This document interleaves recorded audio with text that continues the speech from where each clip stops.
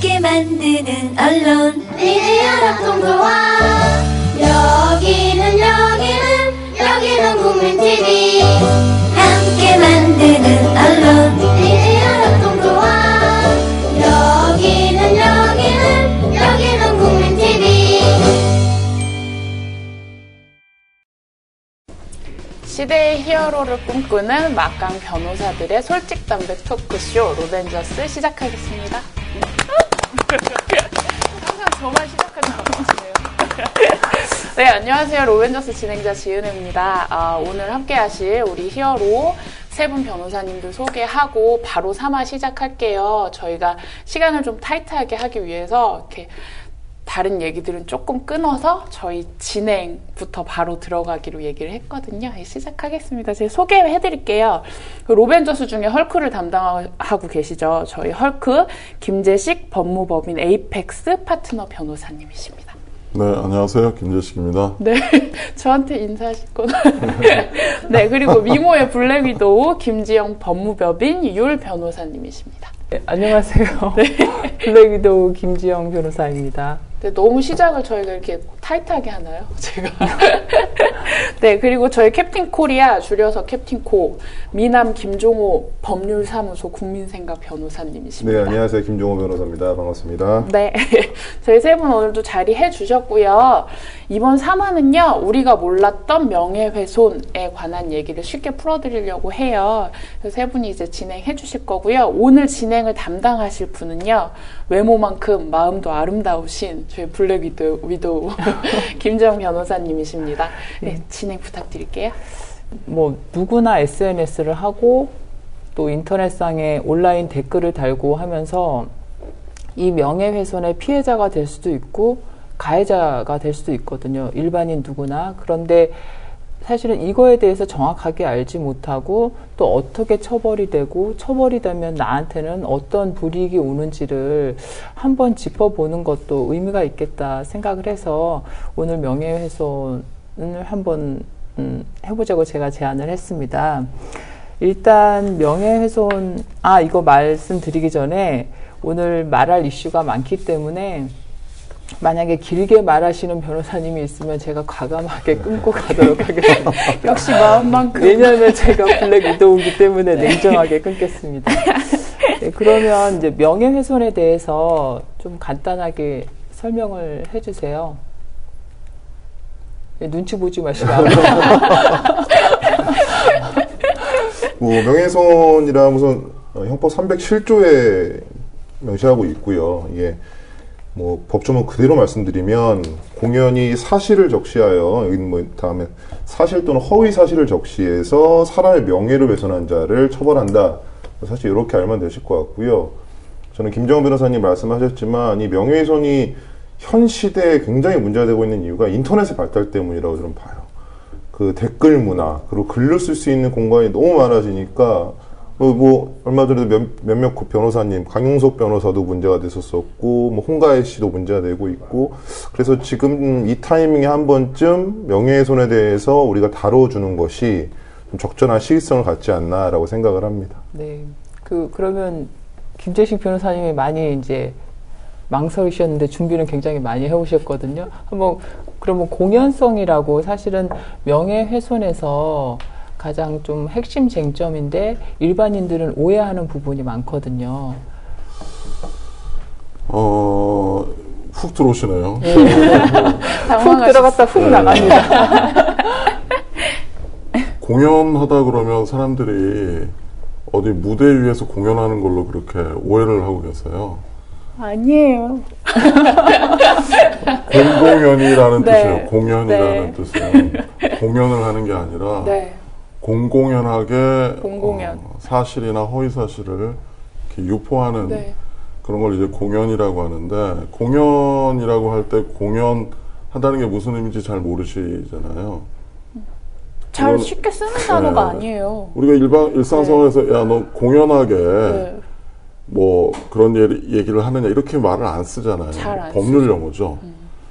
어려운 말로 하면 이렇게 전파 가능성 이론이라고 하는데 불특정 다수의 사람한테 이 내용이 전파될 가능성이 있으면 공연성이 인정이 되는 겁니다.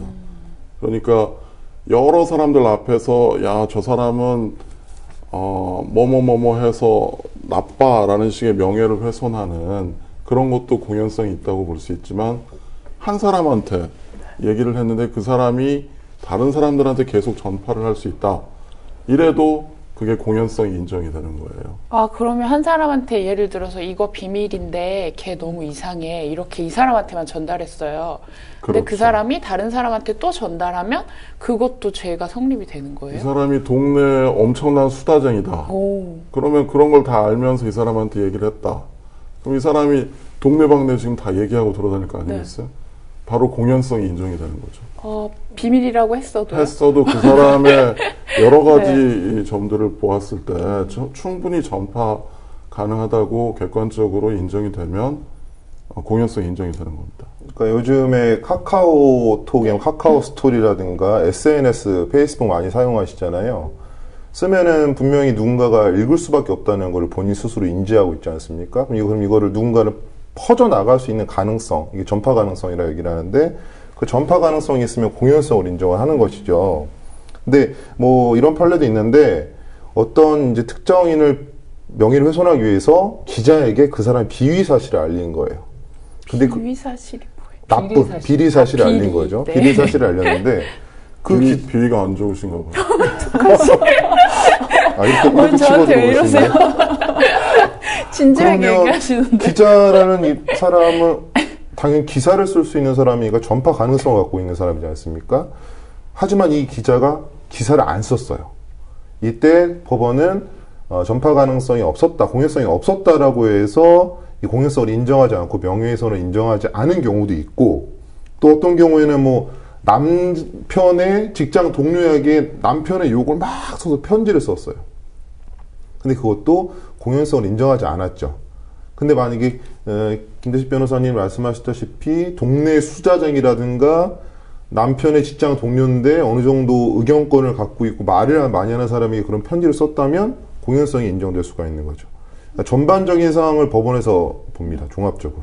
근데 한 가지 이제 더 말씀을 드리자면, 그러니까 우리가 그냥 일반적으로 사람한테 많은 사람이 모인 곳에서 명예훼손을 하면 이제 형법으로 처벌이 되는데, 지금 가장 문제가 되는 거는 인터넷에 뭐 악성 댓글을 달고 자기 뭐 얼굴책이라든지 카카오 스토리 같은 데다가 이렇게 올리는 게 문제가 되거든요. 근데 그거는 형법으로 처벌되는 게 아니라 요새 사이버 명예훼손이라고 그래서, 그러니까 인터넷 매체를 이용을 해서 명예훼손을 하게 되면 훨씬 더 가중처벌이 되고, 그러니까 최근에 뭐 홍가혜 씨 같은 경우에도 뭐 사이버 자기 SNS에다가 그런 글을 올렸기 때문에 사이버 명예훼손으로 고소가 됐었죠.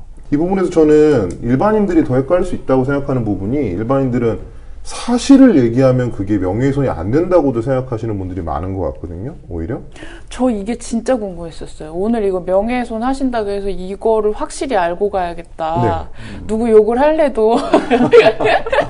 아니, 사실을 얘기했어요. 그리고 근데 그게 제가 얼핏 듣기로는 뭐 모욕죄랑 명예훼손이랑 뭐 다르고 뭐 이런 얘기를 그냥 흘러가는 얘기로 들었는데, 사실이어도 그 사람한테 뭔가 그 사람의 그 품위라던가 이런 걸 해치는 글을 쓰면 조금이라도 사생활이라던가 이거를 얘기하면 안 된다고 하더라고요. 그러니까 그게 왜 그러냐면 명예훼손죄라는 게 네.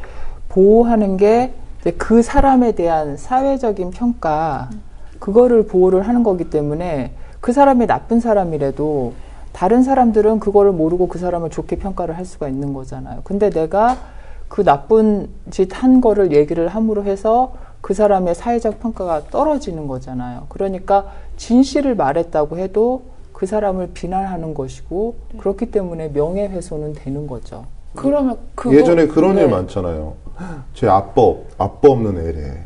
뭐 이런 식의, 그런 사실 말. 모욕하고 명예훼손의 애매한 애매한 부분이 있긴 한데, 이런 얘기가 사실이라 할지라도 그 사람의 사회적 평가가 저하될 만한 이야기다.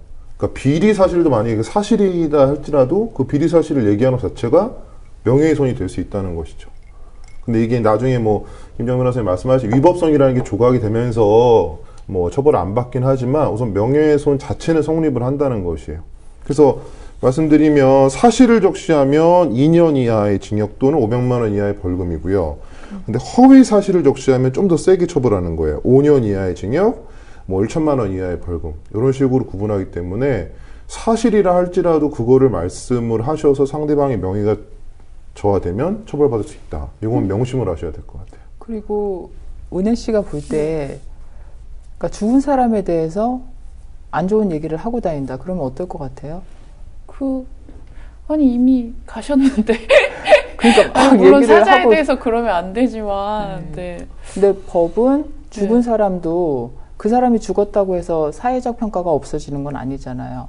그렇기 때문에 죽은 사람에 대해서도 명예훼손을 하면 법적으로 처벌을 하거든요. 그런데 죽은 사람에 대해서는 네. 허위 사실을 적시해야 그 명예훼손이 되죠. 아 그래요? 그건 좀 진실한 다른 사실을 거. 얘기하면 그 부분은 명예훼손이 안 돼요. 그러니까 산 사람 죽은 사람 잘 가려서 얘기를 해야 되겠죠. 어렵네요. 죽은 사람에 대해서는 네. 사실을 얘기해도 명예훼손이 되지 않는다.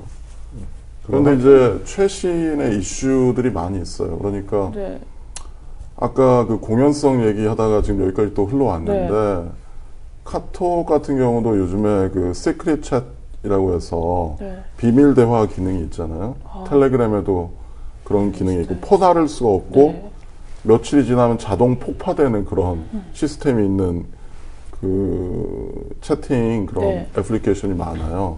이런 것들은 사실은 전파 가능성이 기술적으로 없다고 볼 수 있기 때문에 사실은 그 사이에서 단둘이 얘기하거나 이런 것들은 공연성이 인정이 안 돼서 아예 명예훼손죄가 성립이 안 될 가능성이 있고. 근데 사이버 명예훼손은 안 되지만 그거 그냥 자기들끼리 얘기했다가 들은 사람이 다른 사람한테 전달할 수 물론 있으니까 그거를 전달하는 거는 또 문제가 예, 되겠죠. 그렇게 되면 사이버 명예훼손은 안 돼도 뭐 형법상의 명예훼손은 될 수가 있겠죠. 근데 이제 기술이 발전하면서 명예훼손죄도 좀 변화한다는 것을 말씀드리고 싶은데 아까 조금 다른 각도의 문제이긴 합니다만은 죽은 사람에 대해서 뭐 아무 얘기도 못 하느냐 이런 얘기도 있는 것처럼 우리가 인터넷에 온갖 자료들이 많이 그 널려 있잖아요. 그래서 어떤 사람들은 그런 자료를 좀 지우고 싶어 하는 그런 생각을 가진 사람들도 많아요. 그런데 이게 유명한 사례인데 그 스페인의 곤잘레스라는 변호사가 있었어요. 이 사람이 구글을 검색해 보니까 자기가 1998년인가 뭐 과거에 자기 집이 경매에 넘어간 사실이 기재가 되어 있는 거예요. 지금은 잘 살고 검색이 있는데 돼요? 구글에서 검색을 해보니까 지금은 잘 살고 있는데 당시에 그런 그 일이 있었다는 게 구글에서 검색이 돼서 구글에 대해서 그걸 내려달라고 이걸 이제 법적으로는 잊혀질 권리, 잊힐 권리라고 하는데 right to be forgotten. 네. 그런 권리에 토잡아서 그 유럽 사법재판소에 소송을 했는데 그게 받아들여졌어요. 그래서 사실은 그 뭐 유명인이 특히 그런 것들이 많은데 자기의 좋지 않은 과거를 좀 지워달라 이런 소송도 지금 최근에 생겨나고 있거든요. 그래서 이것과 조금 관련이 있는데 왜 이제 블로거들 네. 그 베스트 블로거들 같은 경우에는 이제 어떤 뭐 기업이나 아니면 레스토랑 같은 거에 대해서 상품평을 막 올리잖아요. 근데 내가 정말 이거 봤을 때는 소비자들이 알아야 되겠고 나는 이제 공익 목적으로 이거를 올렸는데 사실은 네이버나 이런 데서 그런 글을 올렸을 때 큰 기업 같은 경우에는 그런 상품평을 임의로 삭제를 한다고 해요. 그러니까 블로거들은 열받잖아요. 단순히 비난 목적이 아닌데 사실을 이제 적시하고 있다고 볼 수도 있죠. 예. 그런 경우에. 그러니까 단순히 물론 이제 블랙 컨슈머라고 해서 기업을 협박해서 돈 뜯어낼 목적으로 그렇게 하는 사람도 있겠지만 순순히 소비자 입장에서 다른 사람의 피해를 보지 않도록 하려고 그렇게 글을 올렸는데 네이버에서 이제 임의로 삭제를 하는 거죠. 그럼 사실은 그런 부분도 법적으로 문제를 삼아야 되는 거고 근데 지금 상으로는 네이버에서 그렇게 임의 삭제하는 것에 대해서 이 일개 소비자나 블로거가 뭔가 돈 들여서 민사상 청구를 할 수가 없는 거잖아요. 그러니까 네이버 측에서도 그러니까 뭐 대기업이나 이런 쪽에서 이런 안 좋은 글이 올라왔다 하면 그쪽에 요구를 받아서 삭제를 하는 거기 때문에 그러니까 이제 그런 문제도 발생을 하죠.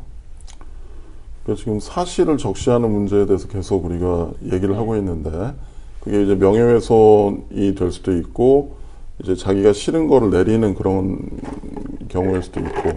근데 아까 우리, 캡틴 코리아께서 말씀하신 것처럼, 사실을 적시하는 경우에 구속 요건에는 해당해서 명예훼손이 될 수는 있지만, 아까 위법성이 조각된다고도 말씀하셨어요. 조각이라는 건 우리가 무슨 조각품을 만드는 게 아니라요. 위법성이 없다는 뜻이에요. 어려운 한자 용어인데. 조각된다는 게요? 예, 위법성이 없어진다는 뜻이에요. 조각이라는 표현이. 그래서 그 사실이고 또 네. 그것이 공익을 위한 목적이라고 한다면은 위법성이 없기 때문에 결국에는 처벌이 되지 않을 수도 있어요.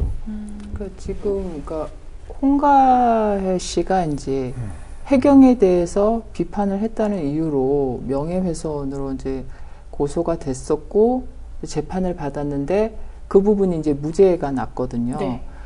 근데 이제 홍가혜 씨가 일부 허위 사실을 말한 건 인정이 됐어요. 근데 그게 이제 구조를 빨리 진행하라는 촉구의 의미라고 봐서 허위 사실임에도 불구하고 그 명예훼손이 안 된다고 했거든요. 그러니까 일반인들이 딱 봤을 때는 얘 거짓말 했는데 왜 명예훼손 무죄가 나왔지 이렇게 생각을 하는데 지금 말씀하신 것처럼 이게 어떤 그냥 누구를 비난할 그런 한 가지 목적이 아니라 그냥 빨리 사람들을 구하고 공익을 위한 그렇죠. 그런 목적이 있을 때는 또 명예훼손을 저질렀다고 해도 처벌이 되지가 않죠. 명예훼손이니까 보통 사람들한테는 이게 되게 어려운 일이 될 것 같은 게, 그리고 지금 말씀하시는 거 들어보니까 정말 비밀이라고 하고 얘기해도 이게 뭔가 누군가 나쁜 마음을 먹고 그걸 가지고 소송을 걸려고 하면 걸 수 있다는 얘기잖아요. 명확하지가 않죠. 그러니까.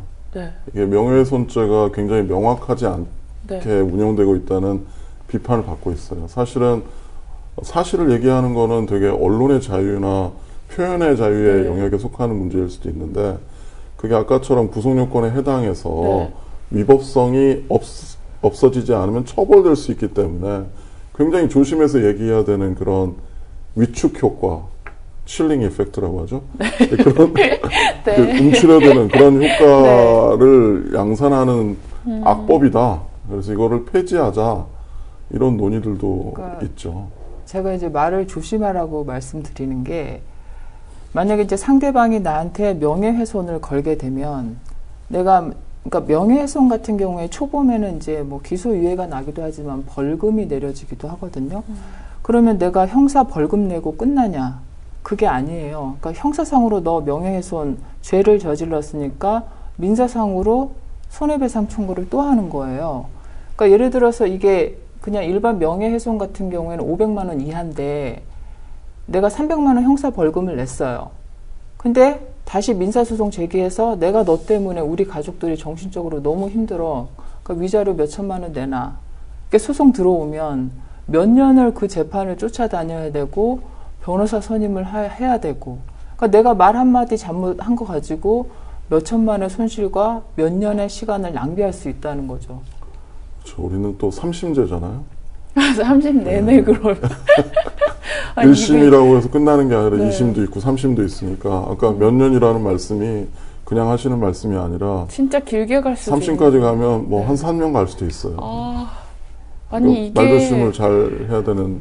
근데 너무 황당한데요. 저는 지금 이 얘기 들으니까 더 황당해요. 그러니까 일반인들이 이걸 너무 모르시고 그냥 SNS나 인터넷에 그냥 아무렇지도 않게 악성 댓글을 다는데 그게 나한테는 전과를 만들고, 전 사실 일반인 입장에서 몇 천만 원이 민사 손해배상과 벌금으로 나간다고 하면 상당한 타격이 되는 거잖아요. 그리고 가족들도 자기 자신도 재판을 하려고 몇 년을 소비를 해야 되는 거니까 사실은 이게 간단하게 그냥 쓰고 넘어갈 문제는 아니라는 거죠. 요즘에 그래서 이게 조금 문제가 되고 있는 부분이, 홍가혜 씨가 명예훼손으로 무죄 판결을 받고 오히려 역으로 네티즌들 한 515명을 상대로 고소를 하면서 문제가 한번 됐었죠. 그렇다고. 명예훼손 고소가 너무 남발되는 건 아니냐. 그래서 검찰에서도 이런 부분에서 좀 고려를 많이 하고 있는 것 같아요. 결국에는 수치상으로 보니까 10명 정도만 약식 기소를 했다고 하고 나머지는 대부분 다 기소유예, 각하, 무혐의 뭐 이렇게 나왔다고 하더라고요. 그래서 앞으로의 이 명예훼손 고소에 대해서 검찰의 기소의 여부가 많이 달라질 것 같다는 느낌이 들어요. 너무 난말되고 있다라고 판단하고 있는 것 같거든요. 그런 부분에 있어서는 좀 시대가 변화하는 만큼의 검찰의 기소권도 변화하는 것 같은데 좀 그럼에도 불구하고 그런 사람들 말씀하시듯이 주의를 해야 하는 것은 뭐 100번 강조해도 무신할 수는 없는 걸릴 것 수도 같아요. 있는 거니까. 그렇죠. 그게 너무 무서워요. 그러니까 이렇게 왜 사람들이 그런 얘기도 하잖아요. 나라님 욕도 그냥 뒤에서는 할 수 있다. 근데 정말 아무 말도 하면 안 되는 경우까지 갈 수도 있다는 거잖아요. 그래서 이게 명예훼손죄가 반의사불벌죄라고 네? 해요. 무엇이냐면 뭐라고 하셨나요? 명예훼손을 당한 사람이 네. 난 이 사람 처벌을 원치 않습니다라고 하면 처벌을 안 하는 것이죠. 의사에 반해서 처벌할 수가 반의사 없다는 불벌죄요? 거예요. 네. 저희 자막으로 뭐 좀 넣어주세요. 네. 의사에 그러니까 반하면- 피해자의 네. 의사에 반해서는 네. 처벌을 할 수 없다는 것이고 결국에는 은혜 씨 말씀대로 재수 없으면 처벌 받을 수 있고 운 좋으면 처벌을 안 받게 되는 것이거든요. 예, 그런 부분에서 이제 사자 같은 경우에는 이제 친고죄라고 그래요. 이거는 고소가 있어야지 그 자체로서 수사가 진행될 수 있다는 것이죠. 그런 부분에 있어서는 좀 조심하셔야 되는데 사람을 잘 봐가면서 조심할 필요도 있다. 왜냐하면은 이 사자 명예훼손 같은 경우에는 노무현 전 대통령이 문제가 좀 많이 됐었어요. 노무현 대통령 돌아가시고 그 이후에 노무현 대통령을 비난하거나 명예훼손하는 일베 사이트에서 모욕도 많았었고 명예훼손도 많았었는데 결국에 근데 그 사람들이 대부분 처벌을 안 받은 이유는 고소를 안 했기 때문이에요. 네, 그런 부분에서 문제될 수 있고 또 얼마 전에 문제됐던 게 이제 광주 항쟁에 대해서 일베에서는 뭐 굉장히 혐오스러운 말로 비하를 했죠. 근데 거기에 대해서 이제 대법원은 명예훼손이 성립하지 않는다라고 또 했더라고요. 보니까 뭐 그런 부분에 있어서는 이 명예훼손에 대한 기준과 뭐 판단이 모호하긴 하지만 굉장히 조심해야 되고 그리고 적극적으로 자신의 피해를 주장하지 않으면 뭐 권리가 보호될 수 없다라는 부분도 있을 것 같습니다. 그러니까 제가 사실은 이제 명예훼손에 가해자가 있을 수 있고 피해자가 있잖아요. 그럼 가해자는 표현의 자유를 주장을 할 테고, 근데 저는 사실은 감정적으로는 피해자들 입장에 더 공감이 가는 게, 그러니까 홍가희 씨 같은 경우도 사실 별로 관심이 없었어요. 그냥 언론에서 관심증 환자다, 그냥 허언하고 있다 이렇게 해서 그렇게 생각을 했는데 언론에서 그렇게 얘기하고 있는 거죠? 네. 우리 김 변호사님 제가 그런 게 명예훼손 하시면서 그 절대로 그렇게 편집하시면 저는 그래서 저는 별로 관심을 안 가졌었는데 그 일배 보고 저는 너무 놀랐거든요. 만약에 나한테 일베에서 이런 식으로 내 가족들까지 모욕을 한다고 하면 나는 정말 참을 수 있을 것인가. 그러니까 다들 한 번쯤 보셨을 수도 있는데 너무 충격적이거든요. 인신공격을 그렇게 할 수는 없다고 생각을 하고 홍가희 씨 같은 경우에도 그거 보고 자살을 몇 번씩이나 생각을 했다고 그랬잖아요. 실제로 최진실 같은 경우에도 그런 막 악성 댓글 모욕 때문에 자살을 한 거고요. 그러니까 저는 사실은 뭐 선진국 이런 데서는 명예훼손을 형사적으로 처벌하지 않고 그냥 민사상 손해배상으로 그냥 넘어가는 추세라고 얘기는 하지만 이런 악성 댓글이나 이런 문화는 좀 더 바로잡을 필요가 있다고 생각을 해요. 그래서 형사상 처벌하는 것에 대해서는 아직까지는 찬성하는 입장이거든요. 자기가 만약에 그러니까 이게 자칫 이제 들으시는 분들이 그런 말을 함부로 해서는 안 되겠다 이런 생각을 하실 수도 있는데 저 지금 되게 겁먹었어요. 우리나라는 헌법상 네. 민주주의 나라고 또 표현의 자유, 알 권리 이런 것들이 다 헌법적으로 보장되어 있는 네. 나라예요. 특히 이제 공인, 그러니까 퍼블릭 피규어라고 하죠. 네. 공공의 영역에 있는 사람들은 당연히 비판과 감시의 대상이 되는 겁니다. 그래서 우리가 대통령이나 뭐 국회의원이나 공직에 나가 있는 사람들에 대해서 자유롭게 비판할 수 있는 거, 그거는 명예훼손의 영역이 아니라 알 권리나 표현의 자유의 영역이고 그 정당한 비판이라면 당연히 할 수 있는 거예요. 그러니까 겁먹을 필요가 없는 게 그냥 개인에 대해서 사적인 감정으로 명예훼손을 하는 경우에는 이렇게 처벌될 수 있지만 법원의 입장이 그러니까 언론의 자유라든지 자기 표현의 자유 같은 경우에는 좀 폭넓게 인정을 하는 편이라서 그 예전에 광우병 네. 그 관련해서 PD수첩이 고소당했을 때도 대법원에서는 그랬거든요. 이게 설령 허위사실이라고 해도 그 사람들한테 알리고 여론 형성을 목적으로 했기 때문에 그런 공익 때문에 표현의 자유를 보호를 해준다. 그래서 그 무죄 판결을 받았던 것처럼 법원에서는 이제 공익 목적이 확실히 있다고 생각을 하면 허위사실이 있다고 해도 그거를 보호를 해주는 거고 그러니까 개인적인 비방은 삼가더라도 국가 정책이나 잘못된 것에 대해서는 과감하게 의견 피력을 해도 보호받을 수 있다고 생각을 하거든요. 그러니까 이 부분은 좀 명예훼손죄 구성 요건, 명예훼손을 구성하는 부분인데 계속 말씀드렸지만 허위 사실 또는 사실을 적시해야 되는 거지 않습니까? 사실이어야 돼요. 이 사실이라는 것은 입증 가능한 것이어야 됩니다. 다시 말해서 나의 의견을 피력하는 것은 사실이 아니에요. 그러니까 어떤 정치인에 대해서 나의 의견을 말한다거나 어떤 정책에 대해서 나의 의견을 말하는 거에 대해서는 명예훼손이 성립하지 않습니다. 그런데 이 사실 부분을 왜곡하거나 그 사실로 누군가의 명예를 훼손할 경우에 처벌받을 수 있는 거니까요. 사실 의견을 얘기하는 것까지 겁낼 필요는 없다라고 말씀드리고 근데 싶어요. 이제 의견하고 사실 적시가 구별하는 게 내가 의견을 말하려면 그 근거가 있어야 되는데 그 근거가 사실은 자기가 믿고 있는 사실인 그것도 거잖아요. 대법원 판례가 있는 게 그 전제되는 사실을 제가 또 만들어내면 안 되는 것이에요. 전제되는 사실은 어딘가로부터 상당하게 진실임을 저희가 확인하고 거기에 대한 의견을 첨부하는 거에 대한 처벌 안 받는 것이고요.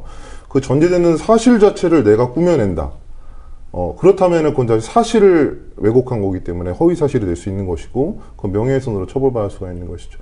저는 그래서 충분히 어떤 부분에서 의견을 표현하는 부분을 겁먹을 필요는 전혀 없다라고 좀 말씀드리고 싶어요. 그래서 이게 굉장히 중요한 포인트입니다.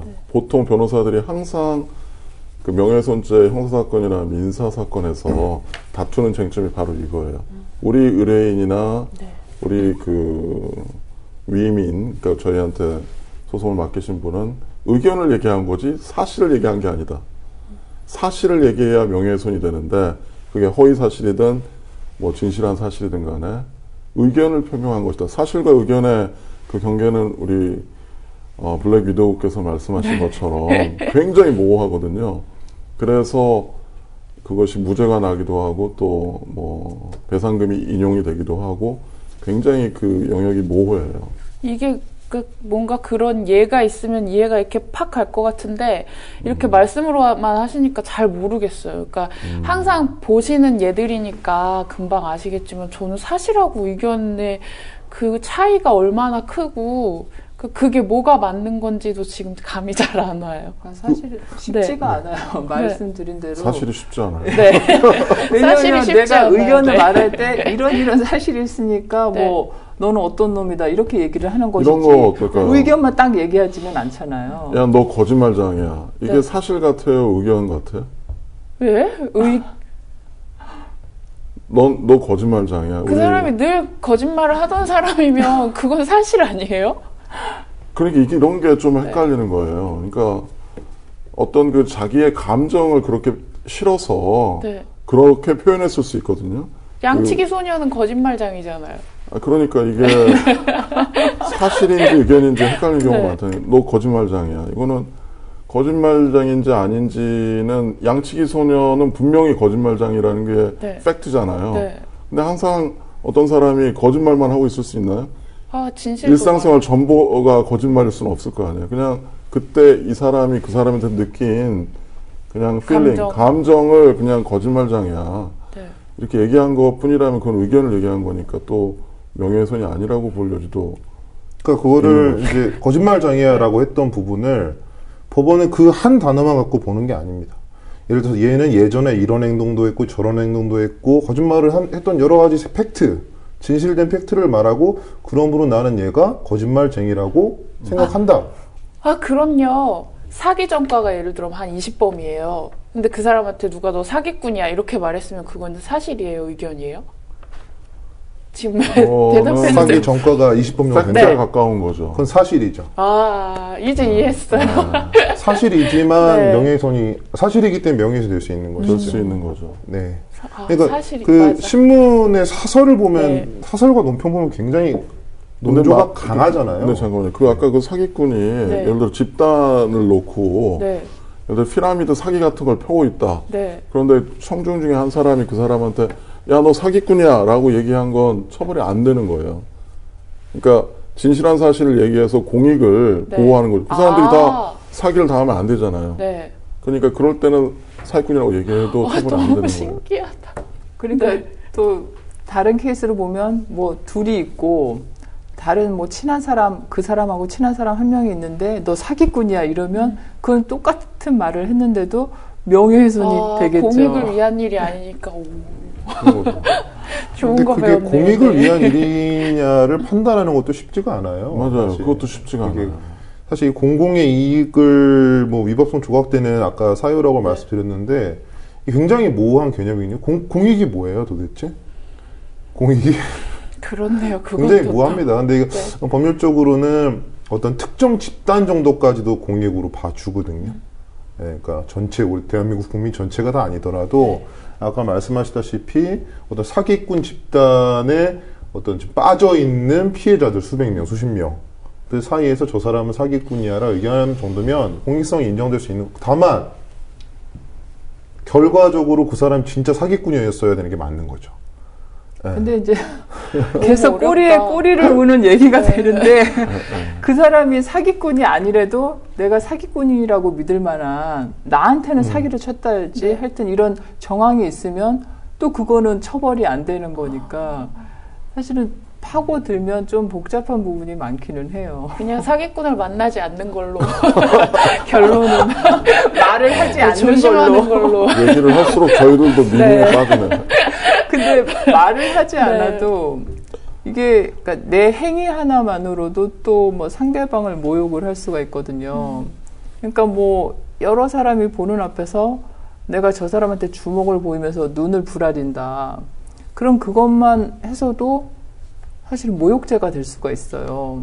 그러니까 내가 꼭 말로 저 사람한테 뭐 나쁜 말을 해서가 아니라 그런 행동 하나로도 사람들 앞에서 욕보인 그런 그렇죠. 경우가 되는 예. 거예요.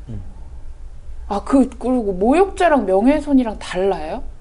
그러니까 이것도 설명을 하면 은혜 씨가 또 막 머리를 제가 지금 집에 가고 싶은데 참고 있어요. 그러니까 명예훼손이라는 거는 사실을 말을 해서 그 사람을 사회적 평가를 떨어뜨리는 건데 모욕은 그런 사실을 말하지 않고 내 감정을 표시를 하는 거예요. 예를 들어서 근데 이것도 뭐 너는 빨갱이다라고 해도 또 일반인이 봤을 땐 빨갱이 그 사실 아니야 이렇게 생각할 수 있는데 그런 부분은 그냥 감정을 내가 저 사람을 경멸한다는 감정을 표시하는 걸로 봐서 그건 모욕죄가 되는 거죠. 그 사람의 사회적 평가를 저하시켰느냐, 이 부분하고 그 사람의 감정적 아픔을 줬느냐의 차이로 보시면 될 것 같아요. 그러니까 실제 있었던 애꾸는 병신이라고 얘기를 한 부분은 명예훼손은 아니라고 보더라고요. 실제 애꾸는이고 장애를 갖고 계신 분이었어요. 애꾸는 병신이라고 라고 얘기를 했지만, 근데 왜 그러냐면 그 사람에게 사회적인 어떤 높은 수준의 명예가 있지 않다라고 보기 때문이에요. 이게 근데 그래서 이 국회의원이라든가 공직에 계신 사람들과 일반 저희 같은 소시민들은 민사소송으로 손해배상 명예훼손을 원인으로 불법행위 손해배상 청구를 해도 위자료 액수가 확연히 달라요. 왜냐? 명예가 어느 정도 있냐 없냐를 보는 것이거든요. 그러니까 실제로 이런 경우에는 장애를 갖고 있는 사람에 대해서 이런 언동을 했을 때 그 사람의 굳이 사회적 평가가 저해될 건 없다. 다만 모욕죄로 처벌을 하겠다라는 게 법원의 또 판단이기도 하거든요. 그러니까 이런 부분에서 사실 저희가 실무에서 이런 사건을 검토할 때 명예훼손으로 우선 고소를 하죠. 근데 그 구성 요건이 조금 어그러지고 문제가 되면은 검찰에서 알아서 모욕으로 틀어서 기소를 하는 경우가 되게 많습니다. 예, 모욕은 좀 처벌 수위가 낮으니까요. 모욕은 뭐 처벌 수위가 1년 이하의 징역 200만 원 이하의 벌금이에요. 그러니까 보통은 명예훼손으로 고소를 먼저 진행을 하고 검찰이 무리한 기소가 될 수 있다고 판단을 하면은 모욕으로 대부분 가는 경우들이 많더라고요. 그러니까 아까도 말을 했잖아요. 명예훼손하고 모욕의 차이가 뭔지. 네. 근데 실제 가서는 사실이나 허위 사실을 얘기하면서 모욕을 주는 경우가 대부분이기 때문에 그러니까 명예훼손으로 했다가 안 되면 모욕죄라도 성립하는 거죠. 근데 그 좀 전에 말씀하신 얘는 되게 화나네요. 그 애꾸는 병신이라고 했는데 그게 명예훼손이 안 된다. 명예가 뭔가 이렇게 해칠 일이 별로 없는 근데 사람이기 그게 때문에. 대법원 판례였나요? 예, 제가 그렇게 확인하고 있습니다. 근데 왜냐하면 이게 또 복잡한 말이 나오게 되는데 이게 사회적 평가에 대한 것이냐 아니면 그 사람이 주관적으로 가지고 있는 명예 감정을 해한 것이냐 그런 논의가 있잖아요. 근데 네네. 대법원의 입장은 그 사람의 개인적인 명예 감정이 아니라 그냥 그렇죠. 사회적 평가가 저하되면 네, 내적 명예나 명예훼손이나 모욕이 보는데 된다는 거죠. 정확하게 그 표현이 피해자의 사회적 평가를 저하시키기에 충분한 구체적 사실의 적시는 아니다. 뭐 제가 아까 드린 말씀하고 조금 표현을 다를 수 있는데 이 표현이 어쩌면은 그 사람의 사회적 평가를 저해시킬 만한 부분은 아니다. 그 사람이 원래 실제로 장애를 갖고 있는 사람이기도 하다.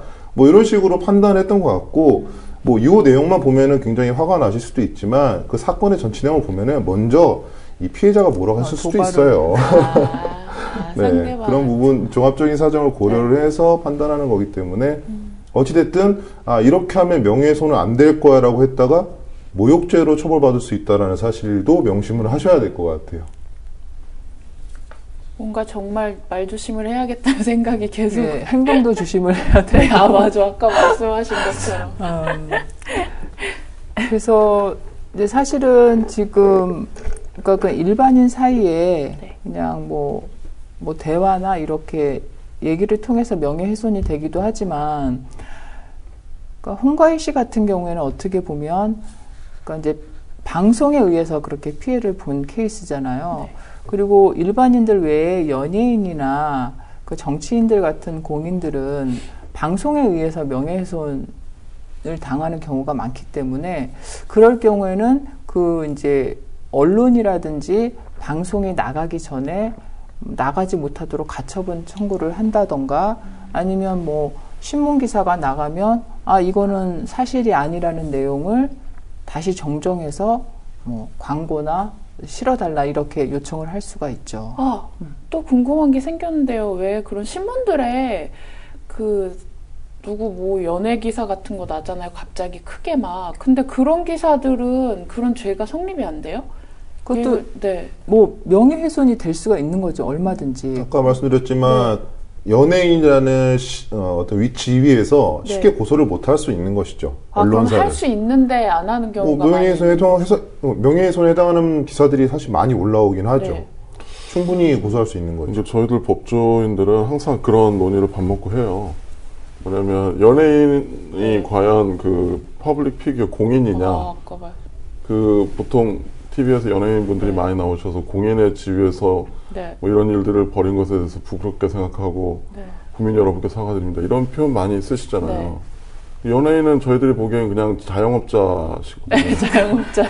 특별히 공공의 영역에 네. 계신 분들이 아니고 네. 물론 전 국민을 기쁘게 해주고 즐겁게 네. 해준다는 엔터테이너. 측면에서는 네. 사실은 좋은 건데 저희가 생각하는 그 명예훼손에서 조금 더 그 자유로운 그러니까 충분히 비판을 하고 그렇게 얘기를 할 수 있는 그 퍼블릭 피규어라고 하는 공인은 공공의 영역에 있는 사람들이거든요. 네. 그 뭐 국가기관에 계신 분들이라든지 이런 분들에 대해서 알 권리나 이런 것들을 보장받기 위한 것이기 때문에 사실 언론에서 너무 선정적으로 이렇게 보도하는 것은 뭐 걸면 걸 수 있을 것 같아요. 왜 그 사실을 네. 뭐 공익에 부합하지도 않는 내용이고 내 사생활에 불과한데 네, 그러니까요.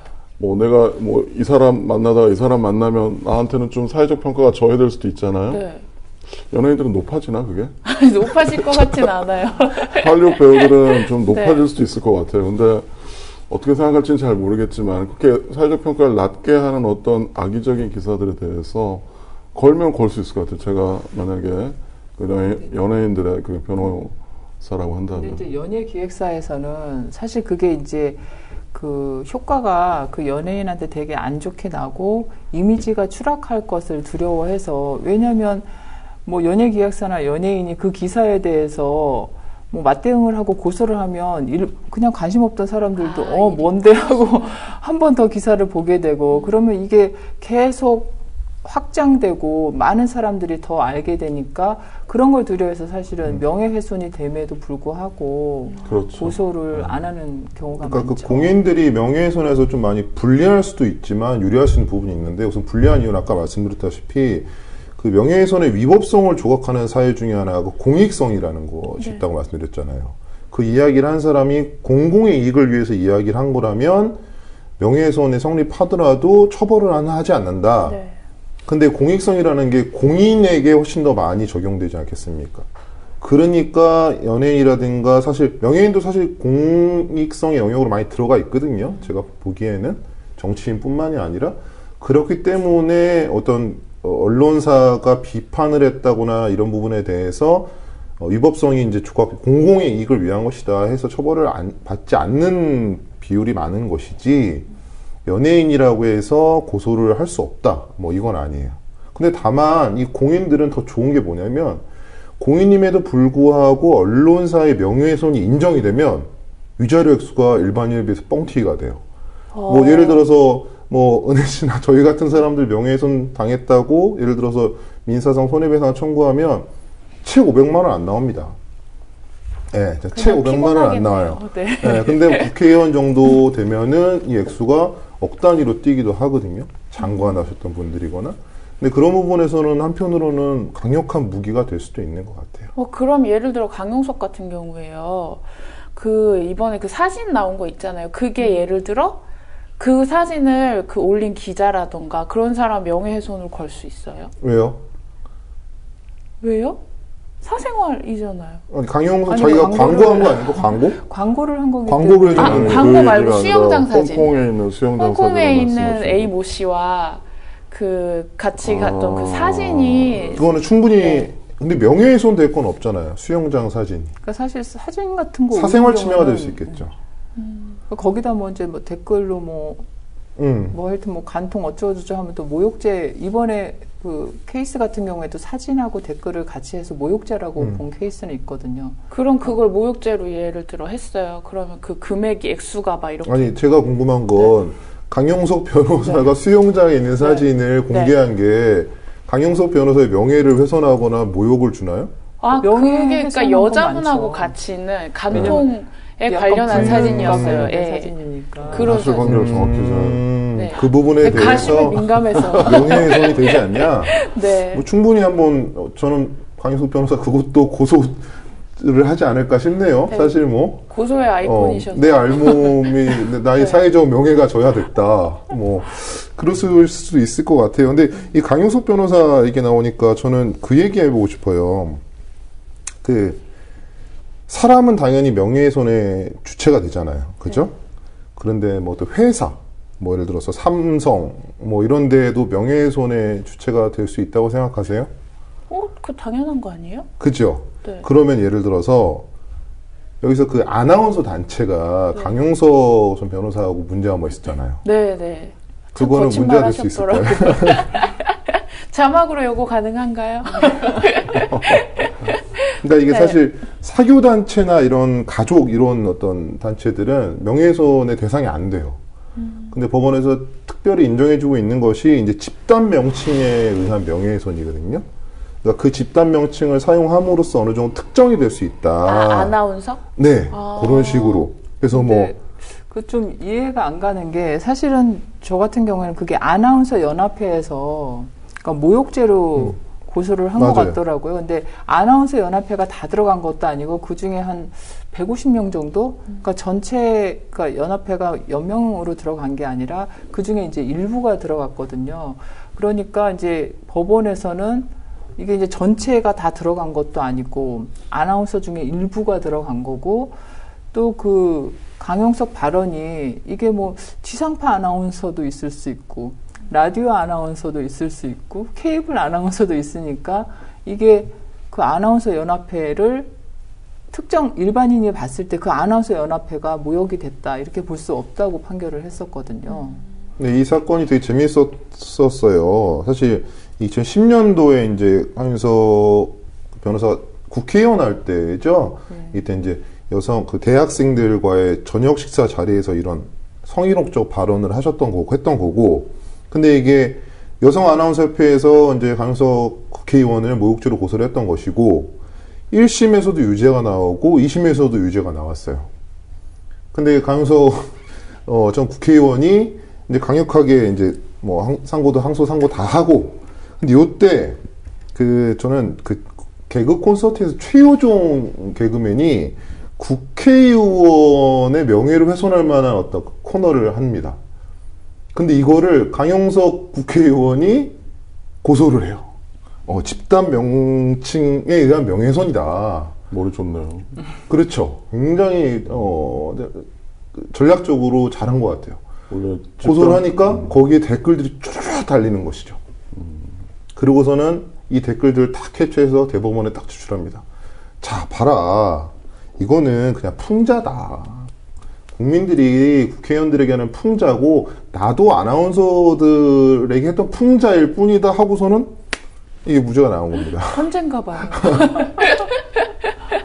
저희 강용석 변호사 칭찬을 하고 있는데. 아이고, 오해하지 마세요. 근데 이제 대법원의 태도는 무엇이냐면은 이 아나운서라는 집단이 사실 그렇게 조직적이지도 않고 뭐 프리랜서도 많고 특정됐다고 보기 어렵다라는 게 또 판단이거든요. 그러니까 저는 그 상황을 그냥 연합회가 아니라 유명한 아나운서가 몇 명이 개인적으로 그거를 고소를 했다면 달라졌다고 생각하거든요. 아나운서는 다줄 각오를 해야 돼. 그러면 아나운서라는 건 특정이 됐잖아요. 더군다나 유명 아나운서라고 하면 자기도 시청자들로부터 그런 오해를 받을 것이고, 그러니까 연합회 수준이 아니라 개개인이 고소를 했으면 결과가 달라지지 않았을까. 사실은 이 사건이 터졌을 때 그 아나운서 연합회에서 여자 변호사들 찾아다니면서 다 사인을 받았거든요. 그래서 저도 사인을 해준 기억이 나는데, 그때까지만 해도 저는 그 고소인 자체가 그 연합회가 아니라 개개인인 줄 알았는데, 보니까 이제 뭐 고소하는 사람이 150명 정도 되니까 그냥 연합회로 들어간 것 같더라고요.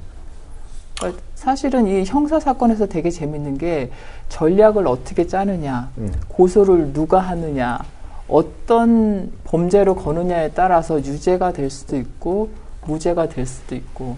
뭐 단체는 사실 명예의 주체가 될 수 없기 때문에 그 단체를 지칭해서 명예훼손을 할 때 실제로는 그 단체 구성원까지 모두 명예를 훼손하는 것으로 볼 때만 명예훼손이 되는 거거든요.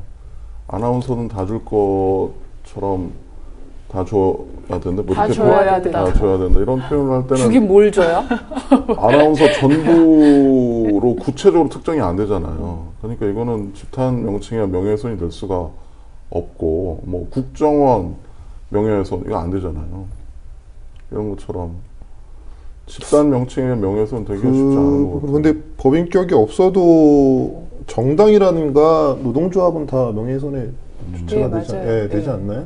다만 이제 사교단체가 안 되는 것이죠. 뭐 사교단체라고 보는 게 이제 아나운서 단체를 뭐 아나운서라는 대상이 이런 대상이다. 사교 뭐 어떤 어느 정도 특정할 수 없는 단체다라고 판단을 해서 안 되는 것 같고, 이 부분 좀 명심하셔야 되는 게 뭐 그런 판례도 많아요. 경기도민 이런 건 특정이 안 되는 것이죠. 네. 경기도민. 이런 내가 경기도민들 모두 막 이렇게 했어요. 나쁜 얘기를 했어요.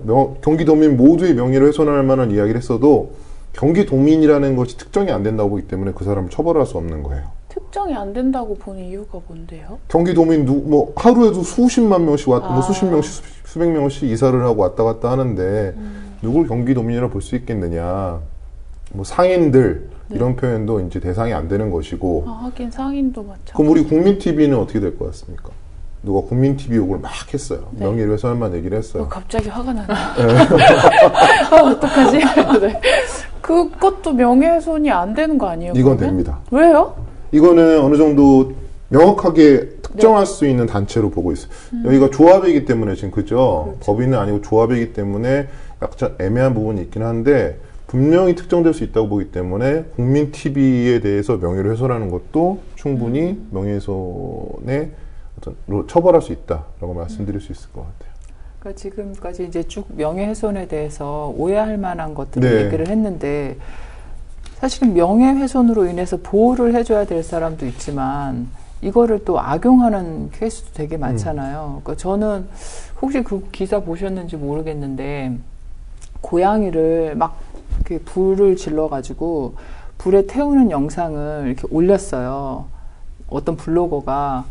그러니까 이제 그거 보고 막 사람들이 엄청나게 비난하면서 막 댓글을 올렸거든요. 그러니까 이 블로거가 올컨이 잘 됐다 그러면서 그 사람들 뭐 몇백 명을 자기 명예훼손과 모욕을 했다고 고소를 한 거예요. 그냥 누가 봐도 미친 짓이잖아요. 아까 그런 말했지만 일이 있었구나. 미친놈이라도 네. 사회적 평가가 있기 때문에 우리가 봤을 때는 그냥 그런 댓글이나 네. 그런 거는 받아도 싸다고 생각을 하지만 사실 법리적으로 엄격하게 따지면 그 사람은 뭐 고소한 당한 사람들은 명예훼손이나 모욕이 될 수가 있는 거죠. 실제로 근데 결론이 어떻게 났나요? 아직 이게 진행 중인가요? 예, 고소한 지 얼마 안 돼서 근데 이거 뭐 처벌 안 받지 않을까 싶네요. 다 기소유예 뭐 정도로 기소유예하거나 나오지 않을까 기소중지하거나 싶습니다. 네. 이렇게만 몇백 명 정도 되면 또 사건을 다 이송을 하더라고요, 검찰에서. 그러니까 아마 지지부진하게 끝날 것 같고 뭐 몇 명 정도는 시범 케이스로 벌금 정도 나올 수도 있을 것 같은데 아주 욕을 심하게 했던 모양이죠, 거기에서. 그렇죠. 뭐 동물보호단체에서도 근데 욕을 저는 심하게 할 수 있을 것 같다는 생각이 그것에 들어요. 앞서서 그 친구가 네. 동물보호법 위반으로 처벌받을 것 같은데. 그렇게 딱 처벌될 것 같으니까 이 사람이 이게 사실은 퍼온 거다.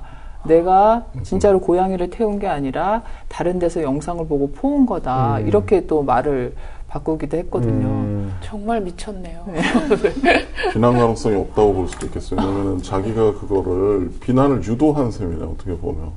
그런 부분에서 위법성이 좀 조각될 수 있을 것 같고 또 그럼 피해자가 특정이 안 될 수도 있을 것 같아요. 퍼왔다고 그러면 이 사람은 그 댓글을 쓴 사람들은 이거를 찍은 사람을 비난했던 거 아닙니까? 그렇게 주장할 수 네. 있는. 근데 그 사람 블로그에 가서 그 사람을 대놓고 이제 뭐 비난을 그러니까 했다고 법리 하면 구성을 오해를 네. 한 거죠. 이분이 그 친구를 비난하는 게 아니라 고양이를 네, 태운 사람을 비난했- 비난한 것이다. 네가 태웠다고 하지 않았느냐? 이렇게 근데- 또 항변할 여지도 있을 것 같아요. 그럼 오해해서 미안해 하고 끝내면 되는 거 아니에요?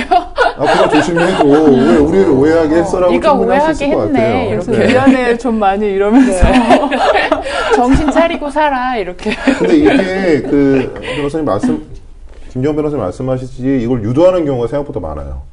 제가 하고 있는 사건 중에 하나는 저희가 이제 고소인으로서 이제 그 음란 영상을 가지고 장난을 치는 여자를 고소를 한 것이죠.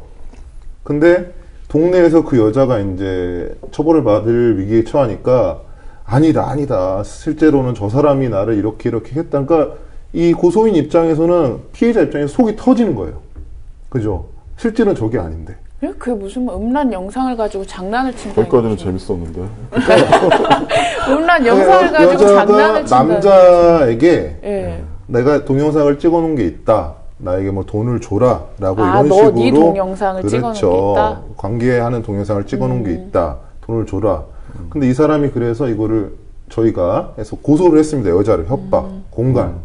그러니까 이 여자가 지금 처벌받을 위기까지 갔어요. 협박으로. 그렇죠. 근데 여자가 이 상황에서 막 이상한 소문을 퍼뜨리는 거예요. 오히려 동네에다가.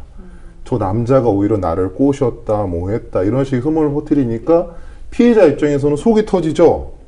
속이 터지니까 결국에는 동네 사람들 상대로 공소장을 쫙 뿌렸어요. 고소장을. 공소장을 뿌렸어요. 공소장을. 네, 검찰이 법원에 이 사람 처벌해 주세요라고 해서 범죄 사실을 적어 놓은 걸 말합니다. 그거를 쫙 뿌린 거예요. 그러니까 그 여자는 이제 그걸 가지고 냈다 잡은 거죠. 명예훼손으로 바로 고소가 들어왔습니다. 이 남자로서는 자기가 해명을 하기 위해서 이 그렇죠. 친구가 협박을 했다는 사실을 그 검사가 쓴 공소장을 쫙 뿌려주면서 해명을 한다고 뿌렸는데 그게 이게 오히려 이제 나의 명예훼손으로 명예를 좋아했다. 분례가 되어서 날라온 케이스군요. 근데 뭐 명예훼손이 이렇게 악용되는 경우가 많더라고요. 그러니까 아파트 재건축 같은 경우에는 그 조합 회의, 조합원, 네. 조합장 사이에 비리가 많잖아요. 그러면 서로 이제 갈등이 생기는 상황이 되면 서로 막 저 사람 뭐 업무상 횡령을 했다, 뭐 했다, 서로 막 그거를 다 아파트 주민들한테 뿌리거든요. 그럼 그게 또 명예훼손으로 서로 고소를 하는 상황이 되고, 그러니까 이게 명예훼손이 어떤 면에서는 피해자들을 생각하면 존치시켜야 될 이유도 있지만 이렇게 좀 악의적으로 남용하는 사람들이 많기 때문에. 근데 그렇게 해서 이기는 경우가 많이 있어요? 항상 애매한 영역이기 때문에 힘들어요. 그러니까 네. 결과적으로 아무것도 아닌 게 될 경우도 많죠. 네. 굉장히 지극히 상식적인 판단을 내려요. 아까 이런 경우도 제가 보기에는 뭐 특별히 처벌받을 네. 것 같지 않고, 방금 우리 그 캡틴 코리아의 경우도 네. 그렇게 심각한 처벌을 받을 것 같지는 않아요. 이미 유도해가지고 네, 이렇게 한 맞습니다. 것이기 네. 때문에. 그런데 그 과정에서 엄청난 스트레스. 고통을 겪는다는 게 이 명예훼손죄가 갖는 부작용이 아닌가 싶네요. 임요한 씨랑 김가연 씨 아세요? 네. 네. 예. 그 두 분이, 그러니까 여자분이 나이가 굉장히 많고 아기도 있어요. 그러니까 한 번 그리고 결혼하셨던 분이고, 근데 남자분이 임요한 씨가 되게 스타 그 플레이어잖아요. 게임 하시는 분, 그 나이도 어린 분이. 근데 그 두 분 결혼한다고 했더니 그 김가연 씨를 진짜 엄청나게, 그러니까 입에 담지도 못할 말들로 막 비하하고 비난하고 그런 것들이 되게 많이 달렸었거든요. 근데 그분이 거의 여전사 느낌으로 이렇게 사진이 한번 올라온 적이 있어요. 다 전부 다 캡처해서. 그런 경우를 보니까 피해자가, 그러니까 정말 아무 잘못도 한 것 없이 그렇게 당하는 경우도 있잖아요. 그런 거 생각하면 그 법이 꼭 있어야 될 것 같아요. 근데 이게 저는 좀, 아까도 초반에 말씀드렸지만, 인터넷이 너무 발달하다 보니까 부작용이라고 저는 봐요. 왜냐하면, 자꾸 보니까 막 초딩, 뭐, 아무것도 진짜 너무 착한 평범한 아저씨, 이런 맞아. 경우가 나타나는 경우인데, 뭐냐면, 그 사람들은 자기네들만 보는 공간이고, 일종의 배설을 한다는 느낌으로 어떤 활용되는 게시판으로 인식을 하는 경우들도 많이 있거든요. 근데 그것을 하나의 그 사람들 놀이문화라고 인식하는 경우들이 생각보다 많이 있더라고요. 근데 사실 알고 보니 이게 큰 범죄가 돼버리는 것이죠. 저는 이런 부분을 어쩌면은, 지금 과거의 명예훼손죄가 지금까지 그대로 유지돼서 지금 처벌하고 구성요건이 유지되고 위법성 조각세 유지돼서 오고 있는데, 그 인터넷 관련한 어떤 처벌을 할 때에는 조금 법률적으로 시대적에 맞게 좀 변화가 어느 정도 좀 필요한 부분이 있어야 한다고 보이고, 뭐 이렇다고 제가 이 가해자분들을 두둔하려고 하는 것은 아닙니다. 그런 공간이라 할지라 조심을 하긴 해야 되는데, 글쎄요, 저는 인터넷이라는 공간이 하나의 놀이 공간도 될 수 있어야 된다. 근데 그게 뭐 비판을 하고 사회를 정화를 하고 그런 의로운 목적이 있어서 하는 거면 모르겠는데, 그냥 한 개인에 대해서 자기가 어디에서 뭐 당했던 거를 오히려 푸는 도구로 그냥 그 사람의 인생을, 가족의 인생을 모두 파탄낼 정도로 그렇게 아무 생각 없이 쓰는 거에 대해서는 저는 놀이문화라고 하는데 정말 조금 당황스러웠거든요. 그러니까 저는 이제 나름대로 일베 사이트 같은 경우에는 자기네들끼리의 저는 좀 놀이문화가 있다고 봐요. 저는 뭐 일베 사이트 들어가 본 적도 없지만 있으시면서 사건을 하면서 봤어요. 사건을 실제로 일베 회원이 자신의 고등학교적 첫사랑에 대해서 입에 담지 못할 말을 게시판에 올린 거죠. 근데 그 게시판이 어떤 게시판이냐면 1분 뭐 1시간 사이에 막 페이지가 5개, 6개 쭉쭉쭉 넘어가는데요. 그러니까 누구도 신경 쓰지 않고 자기네들이 다 그냥 싸지르는 겁니다. 그냥 싸지르는 거고. 근데 이 피해 여성은 사실 자기가 그런 글이 올라온지도 몰랐어요. 누구 알기도 쉽지 않습니다. 그냥 인천에 사는 누구 뭐 이 정도로만 특정이 됐는데. 요새 문제가 신상털기 하잖아요.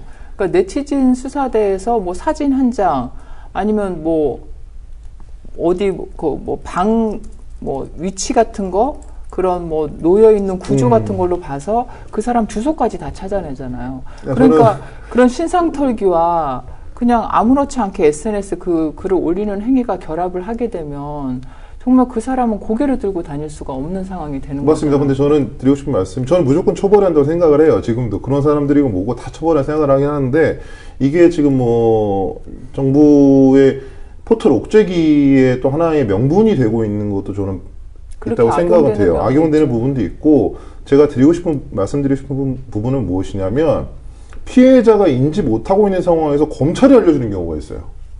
너한테 이런 게, 왜냐면은 모욕죄 같은 경우에는 고소가 없으면 수사를 진행 못하니까.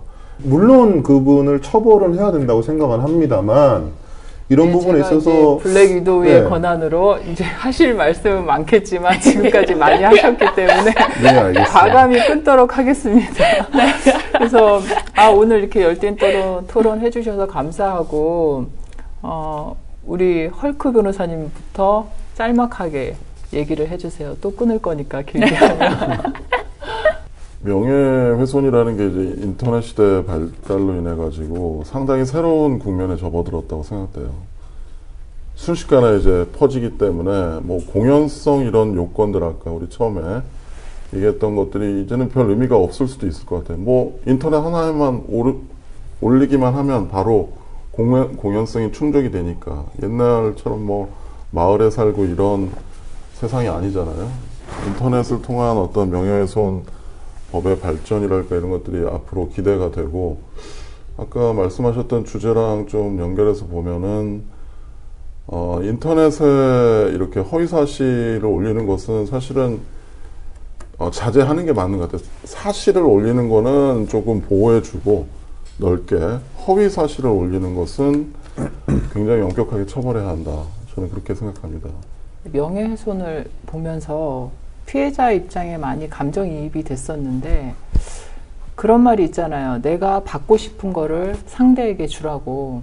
그러니까 내가 이런 글을 쓸 때, 아니면 다른 사람한테 말을 할 때 내가 정말 저런 말을 나도 듣고 싶을까, 내 가족이 듣고 싶을까, 이렇게 생각하면 조금 그렇게 과도하게 허위사실까지 적시하면서 명예훼손을 하고 모욕하는 그런 행위는 자제가 되지 않을까, 저는 그렇게 생각합니다.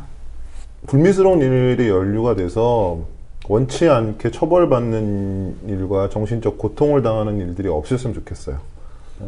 한 가지만 더 붙이면, 사실은 허위사실이 많이 올라가면 변호사들한테는 좋아요. 이게 사건이 되거든요. 네. 예전에 모 부장 판사께서 변호사들 뭐 하고 있냐, 이 돈 벌 수 있는 이 황금 같은 노다진가요? 노다진데 인터넷 뒤져가지고 전부 고소하고 그래라. 그렇게도 조언을 주신 적이 있어요. 그러니까 변호사들이 돈이 부족할 때는 그런 일을 또 할 수도 있기 때문에 뭐 알아서들 잘 하셔야 될 것 같아요. 정말 조심해요. 좋은 말씀으로 지켜보고 있어요. 마무리가 훈훈하네요. 네. 저희가 이제 시간이 다 됐어요. 그래서 정리해야 될 것 같고요. 오늘은 로벤져스 3화였고요. 우리가 몰랐던 명예훼손에 관한 얘기들 들려드렸습니다. 오늘은 여기서 마칠게요. 다음 주에 더 새로운 주제, 그리고 더 쉽게 풀어드릴 수 있게 열심히 준비해서 돌아오겠습니다. 감사합니다. 네, 수고하셨습니다. 감사합니다.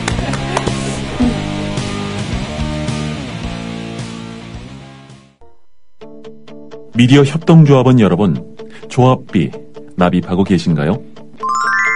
조합원의 기본 의무는 1인당 월 1회 11,000원 이상의 조합비를 납입하는 것입니다. 조합비로 국민TV의 모든 콘텐츠를 만들고, 그렇게 해서 세상을 바꾸는 힘을 하나하나 축적해갑니다. 미디어 협동조합 홈페이지 국민.tv 또는 서울 전화 3144-7737로 신청하실 수 있습니다.